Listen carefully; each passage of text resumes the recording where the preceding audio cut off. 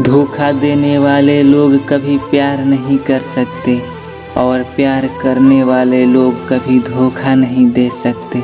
हमने भी प्यार किया था एक बेवफा से, पर उसने प्यार के नाम को मजाक बना दिया। वो अक्सर कहती थी कि अब हम कभी अलग नहीं होंगे और हमें मालूम था कि अब हमारी बातें नहीं होगी। वो खुश रहे अपनी दुनिया में, अब हमारी मोहब्बत से दूरियां होगी, अब हमारी मोहब्बत से दूरियां होगी। हे गाइस, वीडियो अच्छा लगे तो लाइक शेयर कमेंट ज़रूर कर देना।